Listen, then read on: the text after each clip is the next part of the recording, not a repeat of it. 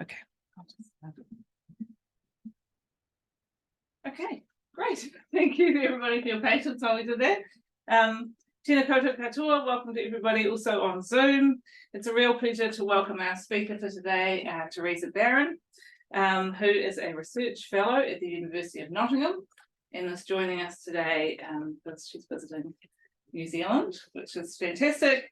A very busy research fellow by all accounts. She's had a book published this year called The Philosopher's Guide to Parenthood, and has another coming out, which I think we're going to hear more about today, Philosophy of the Family, Ethics, Identity and Responsibility.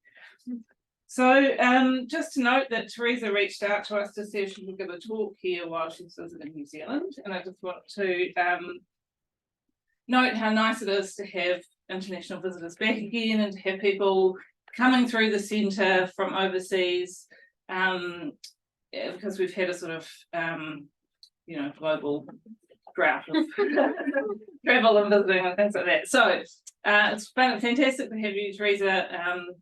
No mai haere mai, welcome, and I'll give you the floor. Amazing, thank you, and thank you so much for letting me come and talk to you. I'm going to be talking a bit today about, I've just realised I can grab a clicky thingy so I can change the slide. Right, yes. I'm going to be talking a bit about a work in progress project I've got going. I'm writing a book about the research ethics of artificial womb technology.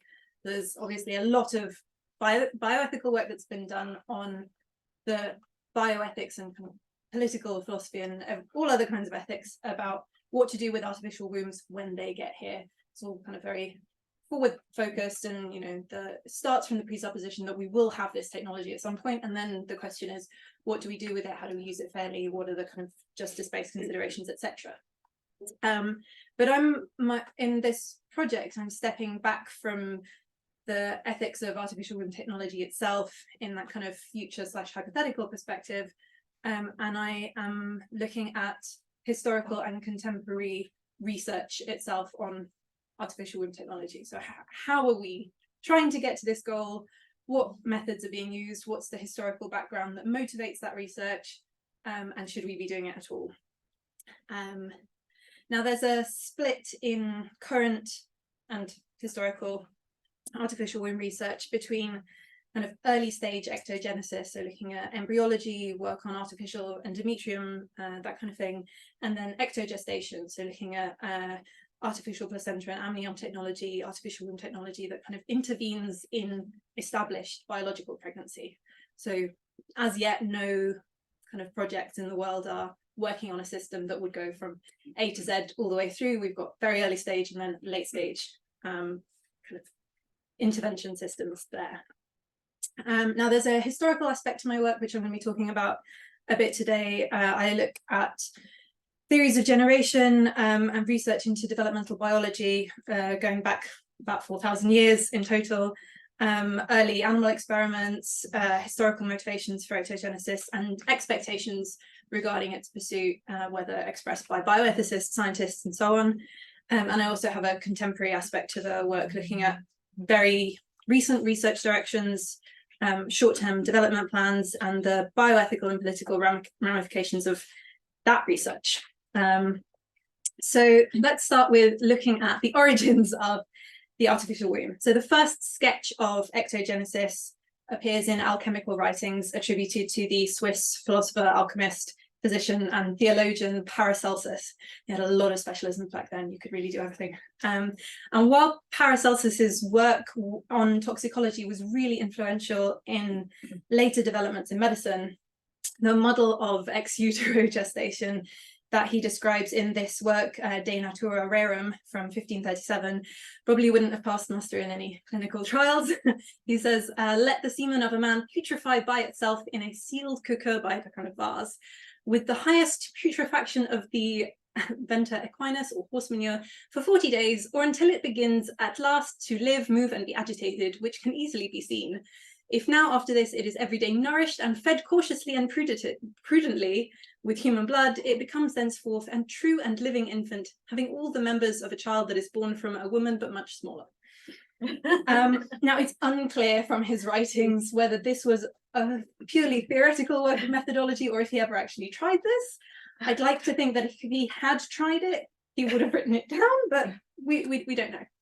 The main point is that we've had expectations, fantasies, ideas of artificial wombs for at least 500 years. And that takes us into the kind of theoretical background that those ideas came out of. Now, Paracelsus was part of a long pre-formationist tradition, pre-formationism and epigenesis being two competing kind of dominating theories of human development that kind of vied with one another throughout about 4,000 years of Western recorded history. 2,000 years. And the earliest instance of pre-formationism that we have is in Pythagoras's work, epigenesis in Aristotle's work. Now, the pre-formationist approach basically says that the human is preformed in all of its elements and simply gets bigger in the womb. Epigenesis, on the other hand, is the belief that material acquires human form over time in development. So it's not this tiny little homunculus that the pre-formationists envisaged, but rather just kind of raw mass that acquires that human form later on.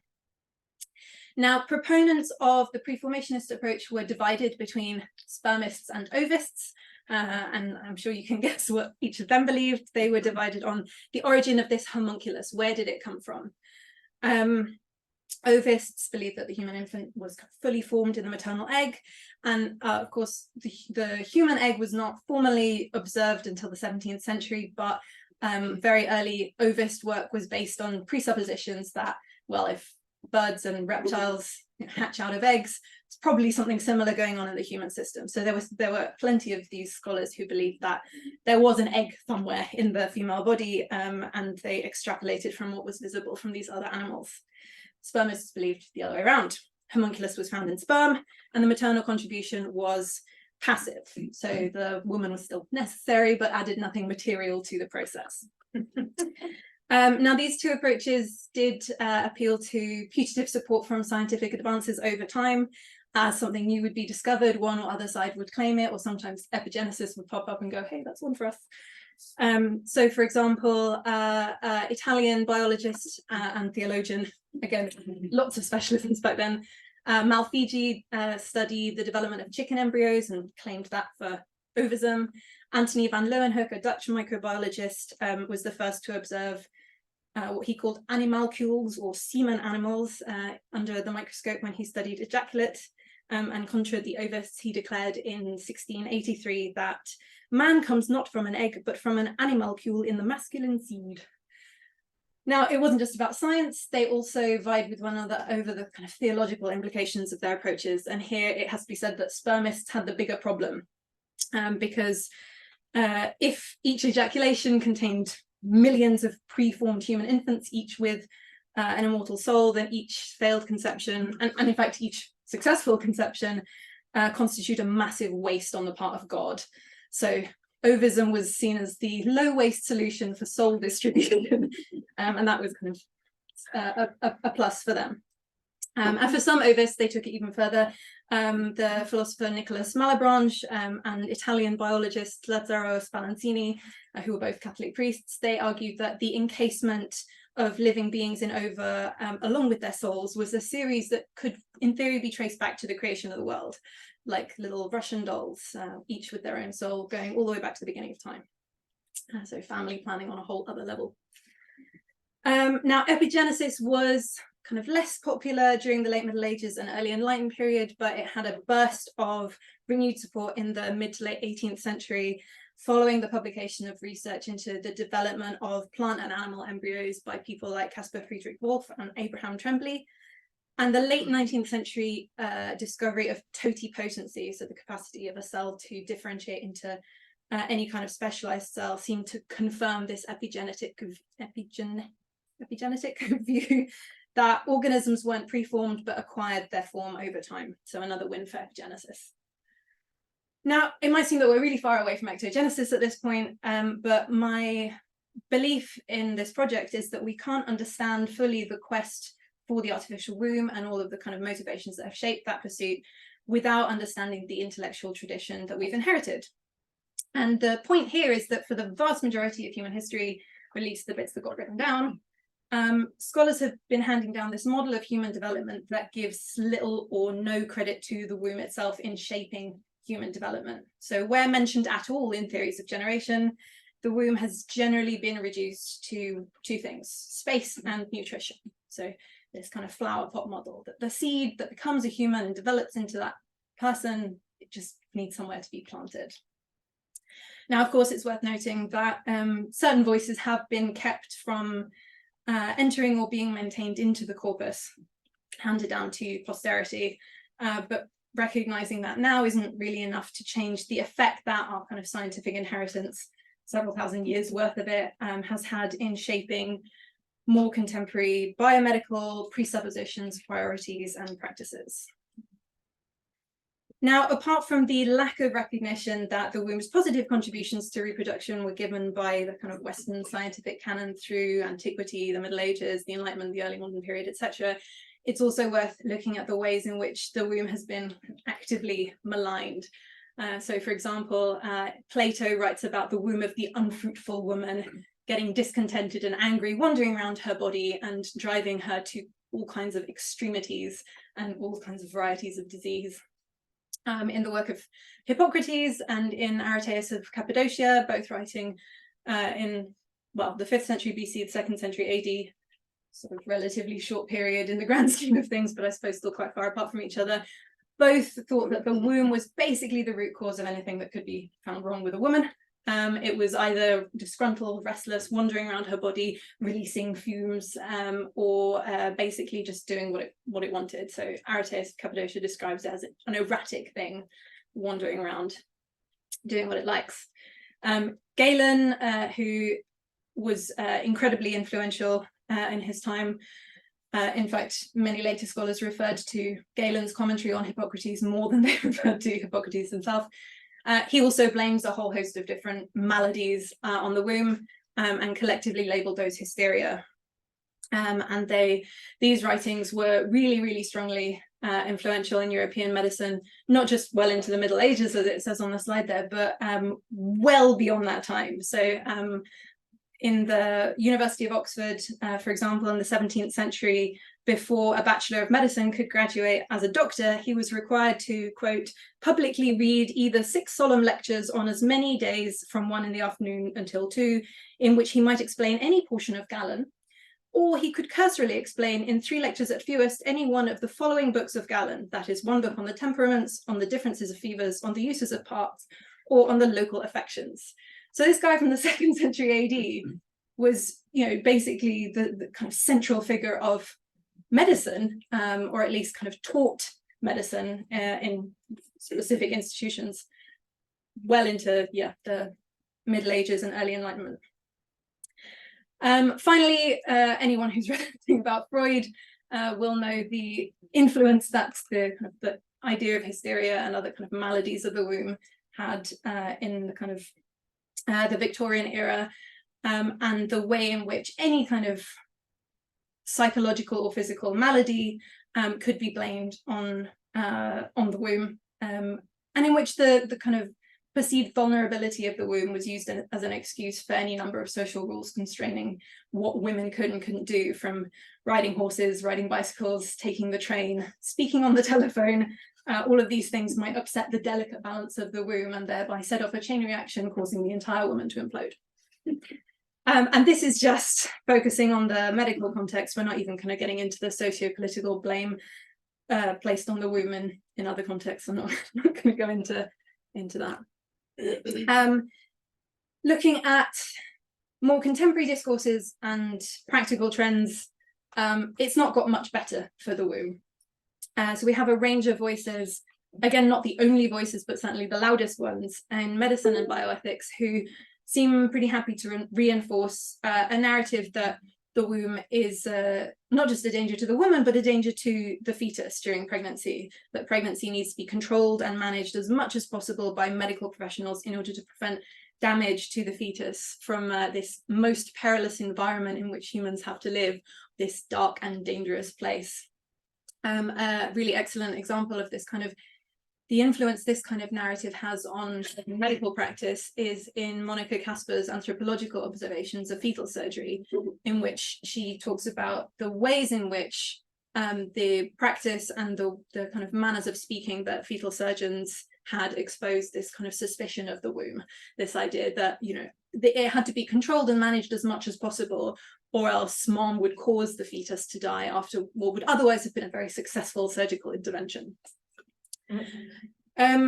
Now, this kind of suspicion, this kind of blame on the womb has normative power in shaping practice even much more recently. So in the last 10 to 20 years, there has been a huge flurry of research exposing over-medicalization of pregnancy and childbirth, overuse of interventions such as episiotomy and cesarean section, especially in some countries, and also the manner in which medical professionals routinely treat patients in labor. So this is research that's demonstrated a pretty substantial undercurrent of misogyny, coercion, and control in reproductive and obstetric care. Birthing patients routinely report being treated more as obstacles to the process of delivery than as active participants in that process. And many patients report negative or judgmental responses from medical professionals, or just being ignored when they try and enact medical autonomy. So, for example, in 2020, there was a study of 1,145 pregnant women in the UK carried out by, or post-pregnant, sorry, in the UK carried out by the charities Birthrights and Mumsnet. And they found that 24% of those women said that their decisions or opinions about their obstetric care had not been respected by their medical healthcare providers. 30% said that their decisions or opinions about that medical care hadn't even been sought by medical staff. So there's a special report by the UN Special Rapporteur on Violence Against Women, who published a report on childbirth a few years ago, I think it's 2019, with the finding that ordinary medical standards of informed consent and respect for autonomy are just widely lacking in obstetric care, regardless of a country's economic standing. This is just kind of everywhere. One global review from 2015 found that women overwhelmingly felt removed from decisions about their childbirth, and that health workers were coercive and rushed through their deliveries in an attempt to reduce them to dependent, disempowered, and passive patients. Now, we obviously have a few different intersecting problems to deal with. The mistreatment of pregnant patients in obstetric care is not just because the intellectual tradition we've inherited doesn't give enough credit to the womb. We also have to recognize these trends as the UN Special Rapporteur writes, part of a continuum of the violations that occur in the wider context of structural inequality, discrimination, and patriarchy. But it is nevertheless part of a really important part of the backdrop, this kind of context shaping our motivations for seeking artificial womb technology. So these normative trends and these narratives, as Jenna Correa observes, culminate in the belief that if we could only dispense with the woman's body and put the fetus in a glass and steel mother machine, babies would be so much better off. We have these normative trends tending towards the belief that pregnancy and childbirth need to be controlled and managed by professionals for the sake of the fetus. And these are very clearly intertwined in this motivation for developing the artificial womb, as we can see very clearly and explicitly in early bioethical arguments for that pursuit. So Joseph Fletcher, for example, whose bio on his own book describes him apparently unironically as the patriarch of medical ethics. He argues the prospect of having an open window on a growing fetus is welcomed by most of those in responsible roles: embryologists, placentologists, fetologists. Their chance to monitor fetal life in the light out of the darkness and obscurity of the womb will add enormously to our knowledge and help us reduce the hazards that face obstetricians and their patients. Now, it would obviously be way too cynical and just not true to claim that this long history denigrating the biological womb and seeking to kind of externally control pregnancy and childbirth are the sole or even the primary motivating force for this quest for artificial womb technology. There are two main strands of argument in the kind of more recent bioethical literature for development of artificial wombs. One of these mirrors very closely the clinical rationale for contemporary scientific research into artificial womb systems and artificial amnion and placenta systems. So, for example, the very limited capacity we currently have for saving preterm neonates at around 23 weeks and under. And of course, things like competing interest considerations when it comes to things like fetal surgery. The second strand of argument is more often used to defend the development of so-called complete ectogenesis. So not just ectogestational systems that could intervene in an established but problematic pregnancy, but artificial system that would be capable of entirely replacing the biological processes of pregnancy and childbirth. And this strand of argument often appeals to the moral, political, social benefits, either to society as a whole or to specific populations, of having this kind of technology. I'm going to look at this first strand first.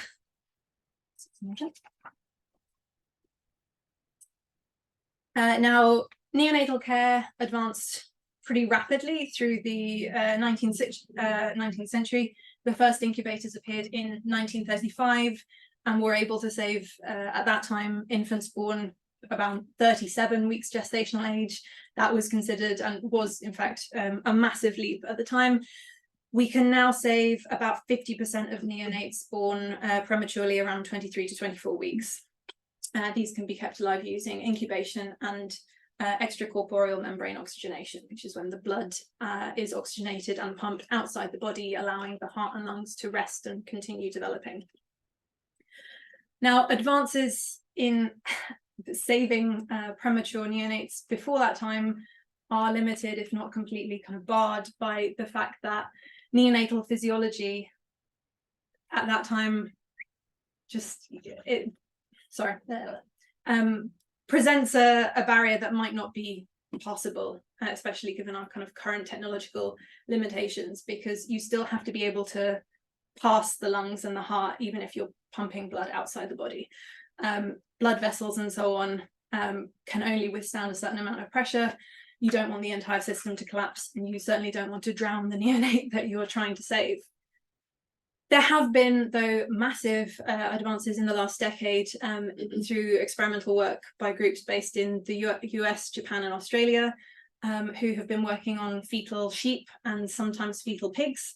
And they have been able to support these fetal animals at around the same kind of gestational age that would match this 23-year-old human neonate outside the biological womb, and then wean them off that artificial placental womb system. And both lung function and brain development of the premature sheep weaned from those systems onto ventilatory support have been comparable to gestational age match controls. An obvious caveat there being that most of these specimens are going to spend a matter of hours or at most days on those systems. It's still an incredible advance. But the current problem that this type of research has arrived at is miniaturization. So I said that the fetal sheep and pigs being used for these experiments are at a comparable gestational stage to the neonates that would be the kind of target audience for translation into humans.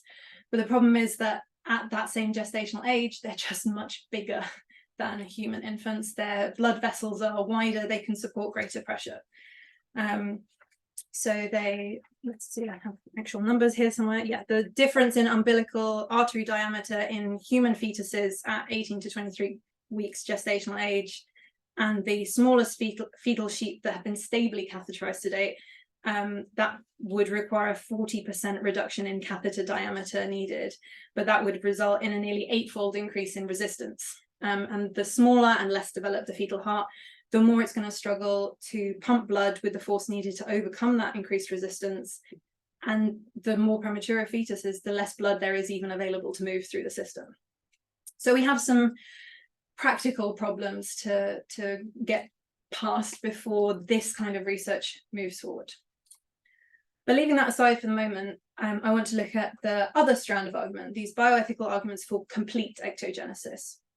Now, some of these arguments appeal specifically to the burdens that pregnancy and childbirth often constitute for pregnant patients. I talked a little about some of the malpractice-related problems, but let's just look at the physical issues involved with modern pregnancy. It's pretty uncontroversial that pregnancy and childbirth are not pleasant processes for the majority of people who experience them. let's be honest, if pregnancy didn't result in children, there's no way that any doctor would ever recommend undertaking pregnancy. So the health burdens that pregnancy and childbirth involve are only considered acceptable because of this social reproductive outcome. You get children out of it. Just to give a few kind of basic examples, one study found that nearly half of all pregnant women in the US experience at least one unexpected complication, and even low-risk pregnancies result in unexpected complications in about 29% of cases. So at that point, you kind of wonder, should they just be expected? But I suppose there's a lot of different things that can go wrong. 70 to 80% of women experience morning sickness during pregnancy.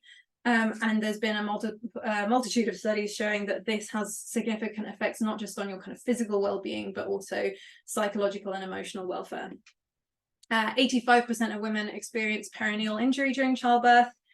And one thing actually that I found particularly shocking during this part of the research was not just the kind of issues that come up in unmedicated childbirth, but the issues that can come up in medicating childbirth. So this British study of cesarean section patients that found failure rates of 32% for thoracic and 27% for lumbar epidural being pretty much the only method available of serious pain relief during childbirth. Now, if we have up to a third failure rate for epidural, something's really gone wrong. Why is this not more of a priority?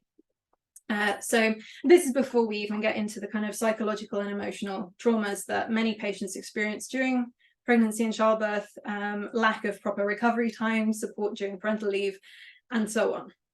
So the point here is that whatever the reason that pregnancy and childbirth are this way, the myriad risks and burdens they represent have not been satisfactorily solved by modern medicine. So some bioethicists then just appeal to a straightforward utilitarian argument. They say, well, look, complete ectogenesis would allow us to keep the benefits of reproduction, the kind of social benefit, we can still get children. And we could even open these benefits out and make them more accessible to the populations who are currently kind of more restricted from being able to have children, basically people who are not fertile heterosexual couples. And in theory, it would allow us to get rid of the utility drain represented by biological pregnancy and childbirth. But of course, there's an assumption in this utilitarian argument that the eventual benefit to society would outweigh the utility loss involved in animal and human subject trials. And the problem with this kind of theoretical counting game is that none of the numbers can be defined at this stage of research, or in fact at all.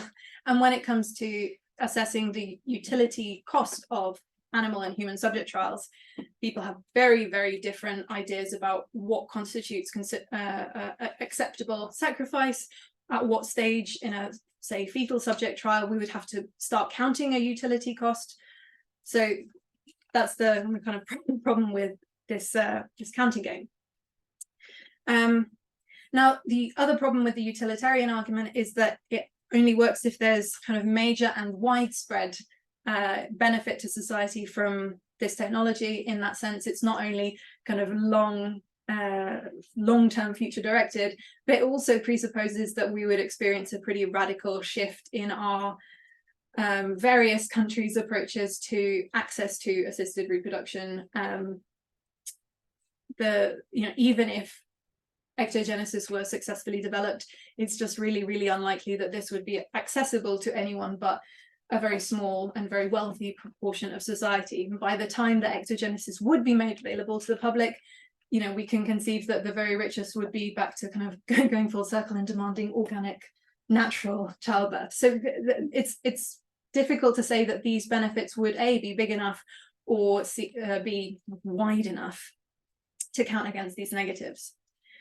The other problem is that, sure, you can measure hypothetical benefits against probable negatives involved in developing this technology, but you can also say, well, I've got hypothetical negatives to go along with that as well, add them into your calculation. So, ectogenesis, yes, sure, could provide amazing benefits to society, but we have just as much reason to believe that if our kind of social and political narratives don't change, no reason to believe that they definitely will, ectogenesis could also be used to the detriment of the same populations that the utilitarian argument appeals to the benefit of. The Gregory Stock, talking about IVF in 2002, argues, with a little marketing by IVF clinics, traditional reproduction may begin to seem antiquated, if not downright irresponsible. One day, people may view sex as essentially recreational and consumption as something best done in the laboratory. We could say exactly the same about artificial womb technology. There is no reason to believe that these kind of technologies would only be used for the good. So moving away from the utilitarian view, a different approach that's been used by bioethicists recently to argue for the development of artificial wombs is to appeal not to utility but to justice. Anna Smidor, for example, argues that it is just a prima facie injustice that women are the ones in almost all cases dealing with the burdens, whether physical, political, emotional, moral, etc., involved in pregnancy and childbirth, when the benefits are social. You know, we all benefit from other people reproducing, assuming that we all want to have doctors and engineers and builders and nurses, etc., in the future. So, you know, children are a net gain to society, but only some part of the population is absorbing the sacrifices involved in making them. Artificial womb technology would allow reproduction to be separated from the body, so potentially allowing an end to this particular injustice. And of course, it would also, in theory, again, enable equal opportunities in reproduction and family making, especially making a difference to populations who, and again, this is another injustice, have been barred from those particular opportunities.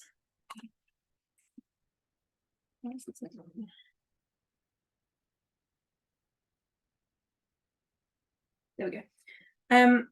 Now again, this argument has a problem. It would be way too easy if this was just the correct answer.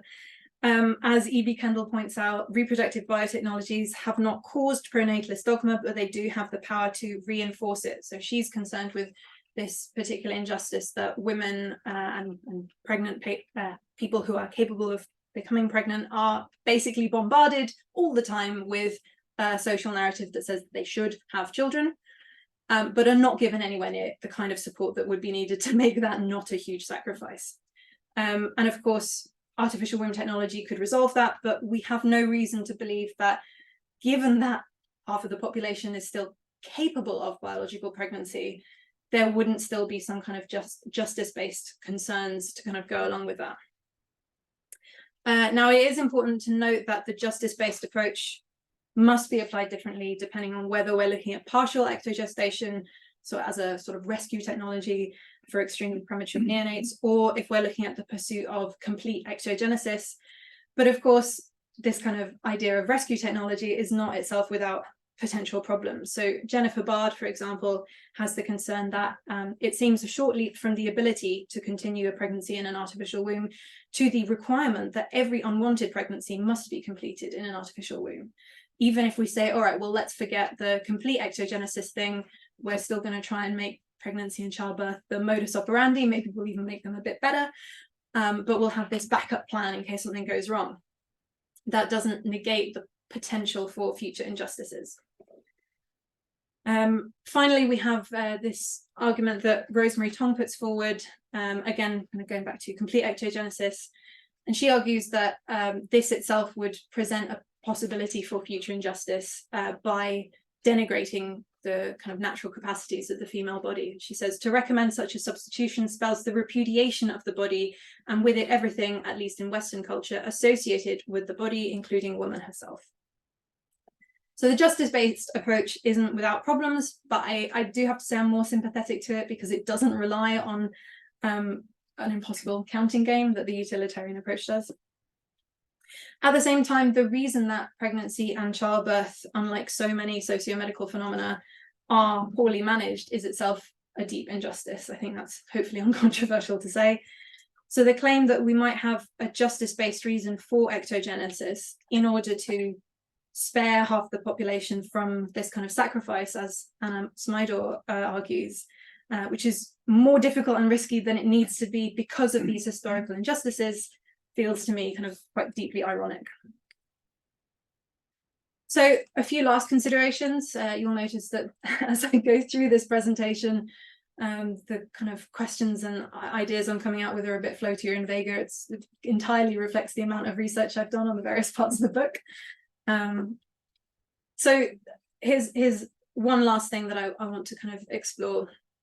Obviously, the pursuit of ectogenesis, while it is only being kind of explored in a few countries that have the resources to tackle this kind of technological experimental challenge, this is a quest that is just monstrously expensive. It's really ethically complicated. We haven't even started kind of considering how we might translate from animal subject trials to human subject trials, but that itself will be a huge ethical minefield.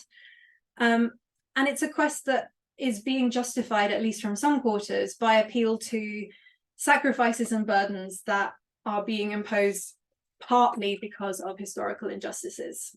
We have this kind of damage to health, the unequal distribution of burdens, unequal distribution of opportunities. At least some of this could definitely be resolved in other ways without having to build an artificial womb. So why would we pursue ectogenesis instead of pursuing a project that we might call better childbirth? Why not try and make pregnancy and childbirth better? We could start by trying to figure out how to make epidurals work without failing in nearly a third of cases. That would be great. But of course, this starts to then look like a triage argument. And a problem for this is that the people who are currently working on artificial womb technology are probably not the people who would, if their resources were diverted elsewhere, be working instead on making pregnancy and childbirth better. So there's not really a good case to make for just saying, well, this is a resource allocation problem. So my potential response that I would love to discuss and kind of exploring at the moment is, look, we have clear justice-based reasons to pursue a kind of better childbirth project anyway. Globally, we should be trying to make this better, not just for the small wealthy part of certain populations who might one day benefit from artificial wombs, but for anyone with a uterus who might maybe want to use it to have a baby. But we might also have justice-based reasons separately from that, separately from any triage question, for abandoning the pursuit of artificial womb technology if its pursuit would reinforce existing injustices, like some of those that I mentioned earlier, or potentially create new injustices, like the threats to abortion access, for example. So obviously, I've kind of talked about the long backlog, the kind of historical inheritance we have, scholarly traditions that denigrate the biological womb, accuse it of all kinds of terrible wanderings through the body, causing hysteria and whatnot. And I've said that has kind of helped to shape a suspicion of the female body that itself has helped to shape this motivation for an artificial womb.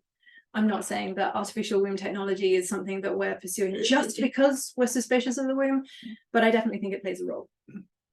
But that doesn't mean that we should necessarily abandon that research. In order to figure out if we should, there's a few questions that we would need to figure out the answers to.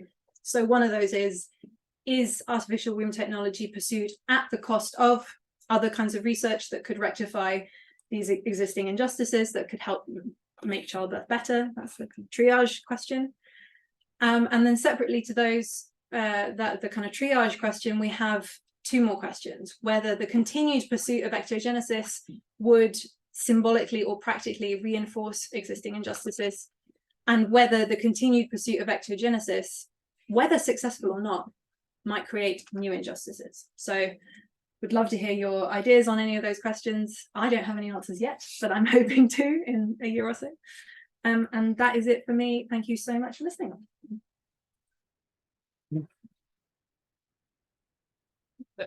Thanks very much, Teresa. I will just try. Okay, so we'll open the floor for questions.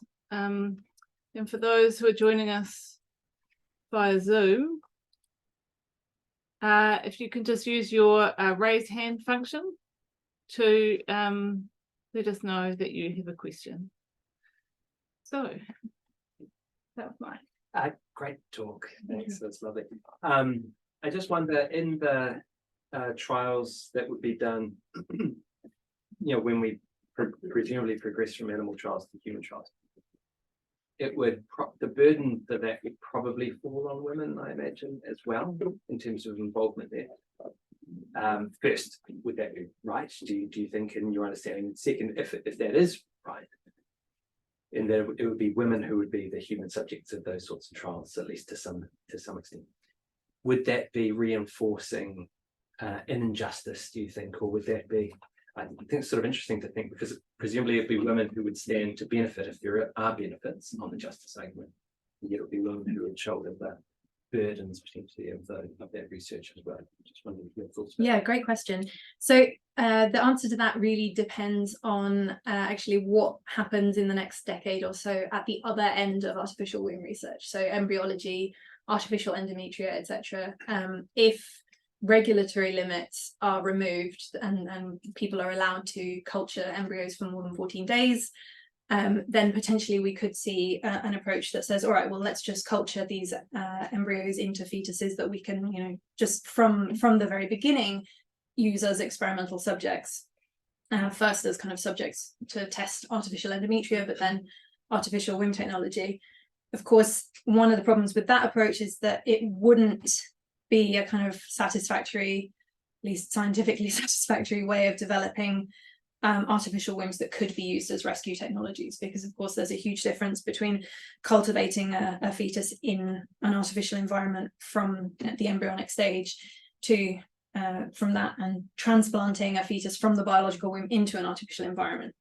So I think in theory we could maybe avoid cutting women open and taking their fetuses for experimental purposes, but in practice, if we wanted, I say we, I'm not involved, but if scientists wanted to create a rescue technology kind of artificial environment, they would at some point have to use biological fetuses in established pregnancies and transplant them into that environment. And that, of course, would require pregnant women to be available for that purpose and to be willing to donate their fetuses in utero to that kind of trial.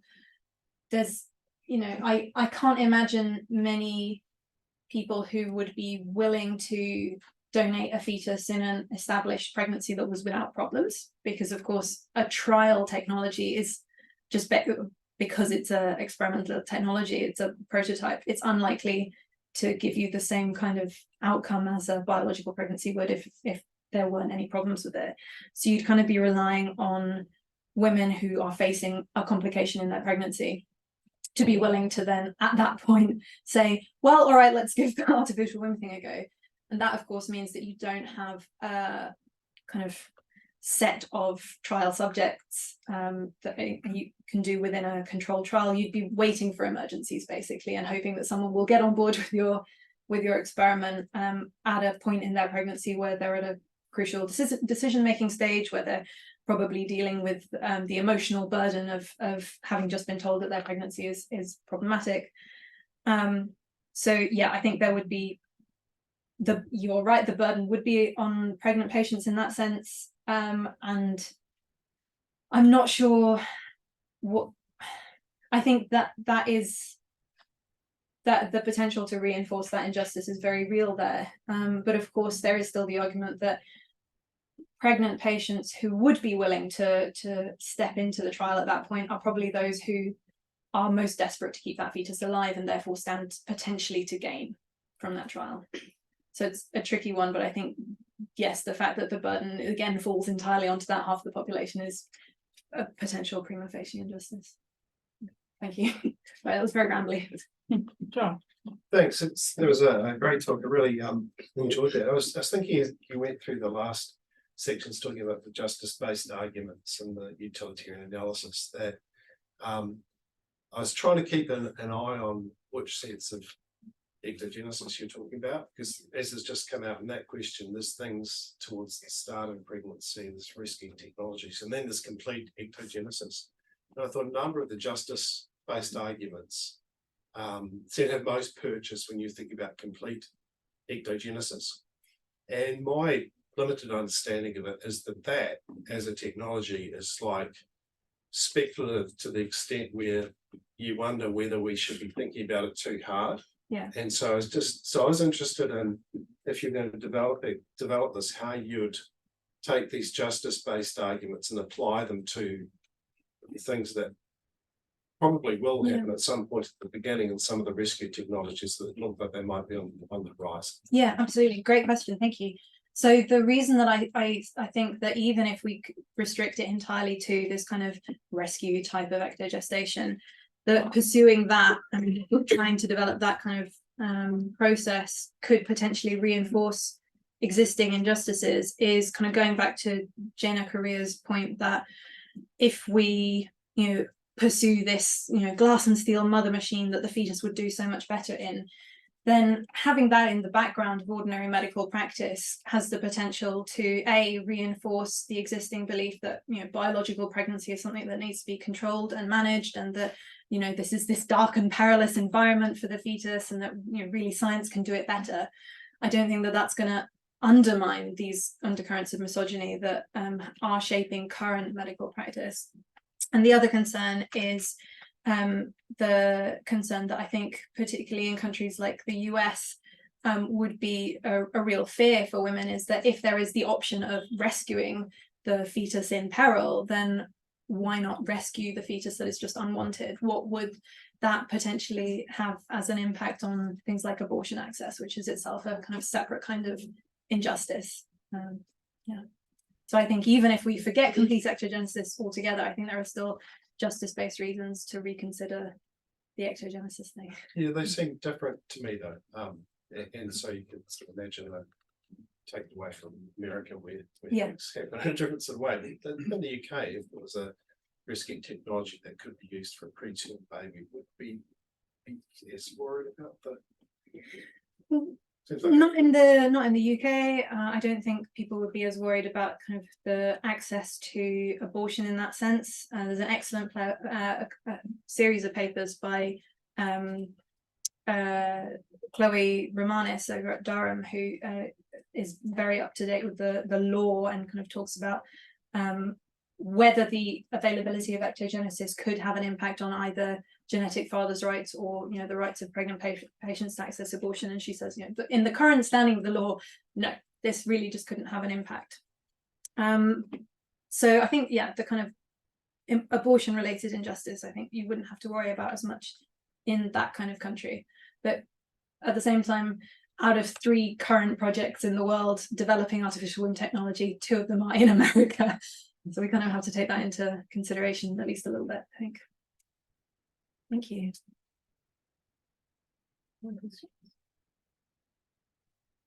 Neil. Oh, thanks, Teresa. Really interesting, and I don't quite know how to think about this at the moment, but so just a couple off the top of my head. So one of the things that's often put out there as a kind of unacceptable way of thinking, yet it seems to run through our thoughts, is that somehow it's woman against baby. And you can see various very specific situations in which that comes up, where we're wondering about the woman who's taking drugs or smoking. And then just more generally, the idea that a lot of sort of law and ethics around what you do with very preterm babies and who has the rights to say yay or nay is based on this whole idea that somehow the baby is completely separate from the woman,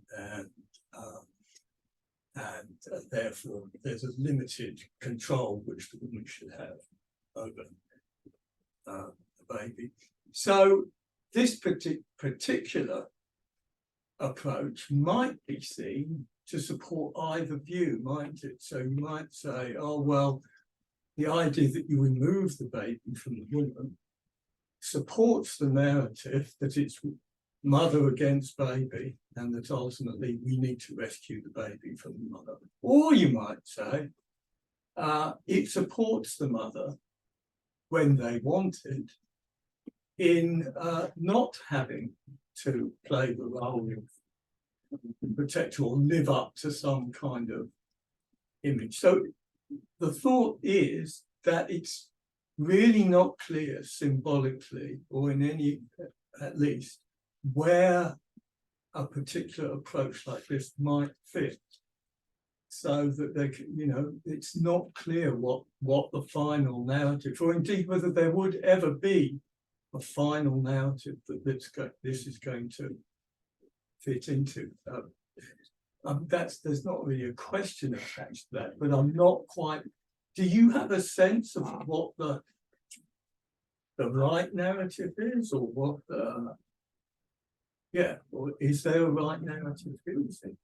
Well, so some of my earlier work has kind of looked at this kind of fetal container model of pregnancy, and this idea that we should be able to just treat the fetus and the maternal organism as two completely separate biological entities. So if anyone's interested in that, I've got a paper called "Nobody Puts Baby in the Container," which is a Dirty Dancing reference. I am very proud of it. I can't even take credit. My housemate brought it up, but it kind of looks at the kind of influence of that model of pregnancy, that kind of way of thinking about pregnancy on medical practice, legal practice, things like surrogacy. And I definitely, with this project, I again want to be kind of leaning away from that practice, that kind of way of looking at pregnancy. But of course, so much of whether it's utilitarian or whether it's kind of justice-based, a lot of the contemporary bioethical work leans into this idea that A, these are two separate identities, and B, that artificial womb technology would be particularly good for at least one of them. So we have scholars like Anna Smydo who argue that artificial womb technology would be great for women and pregnant people precisely because it eliminates these burdens that they are kind of currently responsible for. And then you have the kind of other branch of bioethics that leans more into this idea that the kind of natural pregnancy, that the female body is a dark and dangerous place for the fetus, and so it would be beneficial for the fetus if you could take it out and put it in a nice, safe ectogenic chamber. My kind of intuition is probably not one that's going to sound particularly sympathetic, and I'm not 100% wedded to this myself, she says, adding a quick caveat. I think that part of reassessing the kind of global history of cynicism and skepticism of the natural womb that we've inherited is actually, this is going to sound horribly callous, but part of reassessing that is going to involve maybe considering the idea that the natural womb knows what it's doing some of the time. We already know kind of from more recent scientific work exploring reasons for miscarriage, that the reason there is such a high rate of miscarriage in humans is that the womb has a screening system, that embryos that are damaged in some way or that have kind of genetic problems that the womb kind of senses, it just rejects those. And if we try to kind of intervene to fix the problems of natural pregnancy and childbirth, I wonder if there is a risk that because of this kind of cynicism that this distrust of the womb that we've inherited, if we're actually overlooking something that potentially could be to our biological advantage, that the womb is clearing a path, is kind of deciding this embryo, this fetus isn't a good use of this body's resources. Again, that's going to sound horribly unsympathetic, especially to pregnant people who desperately want to keep their fetus and would give anything for an artificial womb they could safely kind of move it into. But I wonder if moving away from the fetal container model and moving away from this distrust of the womb might require us to consider these more unpopular ideas, this idea that actually not all fetuses are meant to last, and that the body might know that better than we can. And by trying to fix the problems of the body, we're overlooking, benefits of that process. Excellent. Yeah. Thank you. One thing that kind of kept going around in my head when you were doing your talk was, when you look at human attachment, and where does that come in with regards to your research, and have you looked at that? Because attachment kind of starts while you're growing a human in your body. So if you kind of leave all the attachment theories aside, you know, you can come to a very scientific approach of like the human container model or whatever, but we're two beings, kind of attached, and how attachment is between a mother and a child affects how the child's going to grow up and develop as a human. Yeah. So how, I know it wasn't part of your talk, but that's kind of what I was thinking about. Yeah, no, during your talk. great question. I mean, the kind of attachment issue doesn't come up very much in at least the scientific literature on this research into rescue technologies, you know, how we might save extra premature neonates, because at that point that's not the priority. But of course it's something that I think should be considered and isn't considered often enough in any of the kind of more speculative bioethical work that kind of talks about the amazing benefits that this technology would have. And I wonder if that's because a lot of this literature just kind of is happy to presuppose that those problems would be fixed by science and that we can just focus on the ethics of what comes after. But you know, there is this kind of problem of do you sing to the machine? Like, would it be moved around to some kind of rhythm? Like, what might the effects on the eventual child be if those things that are normal to a biological pregnancy are then lacking from the mechanical one? These are all, I guess, parts of the ethical considerations for translation to human subject trials. But there's also entirely speculative, but there's a great book by Helen Sedgwick called The Growing Season, where she talks about she describes this society where artificial wombs are a thing, and you can wear it on a little like crossbody strap and carry it around with you. And there she does kind of paint this picture of a society where, you know, the dad and the mum can both, or both parents in a non-heterosexual couple can, you know, take it in turns to carry it around and kind of bond with it, talk to it, sing to it. And there is that kind of really beautiful picture of you know, completely equal begin to parenthood before the child even comes into the world. And of course that is different to pregnancy. There's this, when it comes to the bond that many pregnant people describe developing between them and the fetus during pregnancy, I'm not going to say it's universal because data shows it's not, but it is a bond that I don't think you could replace by just wearing the artificial womb on a strap. And there's this quote by Barbara Katz-Rothman where she talks about how when people talk about childbirth, they talk about, you know, the child entering the world, and she says mothers don't feel the child enter the world, they feel the child leave.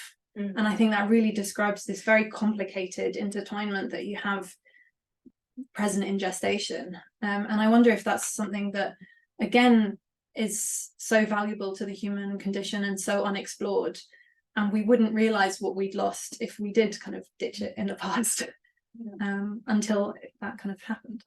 That was very rambly. Thank you. Unfortunately, we're at time, so there are I'm sure lots of other questions, and we could continue this discussion, but we've reached our time, so we'll just thank our fantastic speaker. Thank you.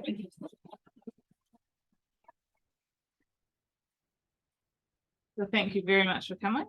Thank you for having me. Yeah. It's been great, and I'm very happy to continue chatting to any of you who can grab a coffee afterwards. Great. Thanks, Teresa. That's fantastic. Thanks everyone who joined us on Zoom. Very good. Hey,